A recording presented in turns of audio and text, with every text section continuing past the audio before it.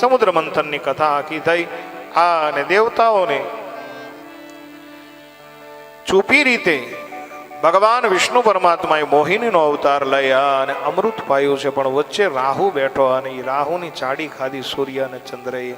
કીધું કે મહારાજ આ રાક્ષસ છે. ત્યારે ભગવાને કીધું હું પંગત ભેદ ન કરી શકું, પછી ભલે રાક્ષસ હોય.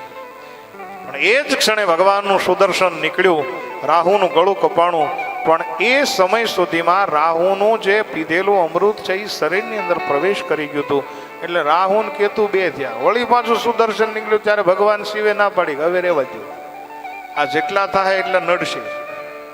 અને આજ પણ રાહુ અને કેતુ નડે છે. આપણે ગ્રહણ, તમારી દેશી ભાષામાં ઘરણ. આ એ સૂર્યને ગળી જાય, ચંદ્રને ગળી જાય. શું કામ? એ સમુદ્ર વતન વખતે ચાડી ખાધી. અને જ્યારે ખબર પડી કે આ તો રાહુ મરાણો, દેવતાઓની સાથે આ બધું અમારી સાથે સળકપટ થયું છે અને ભયંકર યુદ્ધ થયું, પણ દેવતાઓ અમૃત પી ગયા, આ યુદ્ધ જીત્યા છે. સ્વર્ગની સત્તા હાથમાં આવી. શુક્રાચાર્ય મહારાજ જે દૈત્યોના ગુરુ છે, એણે સંજીવની નામની વિદ્યાનો પ્રભાવ પાડી અને બધા રાક્ષસોને જીવિત કર્યા છે. ને એમાં બલિ રાજાની વરણી થઈ. અને બલિને કીધું કે હું તને 100 યજ્ઞ કરાવીશ, અને 100 યજ્ઞ કરવાથી તને ઇન્દ્રપદની પ્રાપ્તિ થઈ જશે. અને એક વખત 100 યજ્ઞ થઈ ગયા પછી તને કોઈ નીચે ન ઉતારી શકે, તને કોઈ પરાસ્ત ન કરી શકે. અને 99 યજ્ઞ શરૂ થઈ ગયા. અને સાહેબ 100મો યજ્ઞ શરૂ થવાની તૈયારી. ક્યાં? ભૃગુ કચ્છની અંદર. ભૃગુ કચ્છ એટલે શું, કોઈને ખબર છે? પહેલાનું ભૃગુ કચ્છ એટલે શું? અત્યારનો કયો વિસ્તાર ખબર છે? ભૃગુ કચ્છ એટલે આપણું ભરૂચ.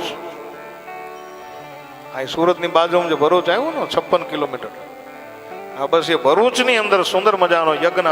અને એમાં બલિ મહારાજ યજ્ઞના મુખ્ય યજમાન તરીકે બેઠા છે. આ બાજુ શુક્રાચાર્ય મહારાજ અનેક બ્રાહ્મણોને સાથે લઈ અને આહુતિઓ આપે છે. સંત કશ્યપને ચિંતા થઈ.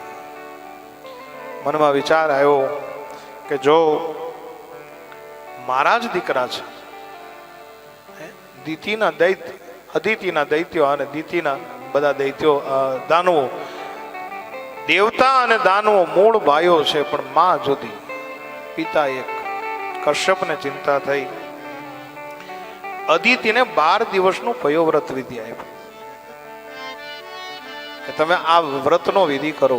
અને એ વ્રતના વિધિ પ્રમાણે ભગવાનને પ્રાર્થના કરી કે બલિનો જો 100મો યજ્ઞ પૂર્ણ થઈ જાય, છે મારો દીકરો જ, પણ રાક્ષસ છે, દાનવ છે, એનો સ્વભાવ સારો ન હોય.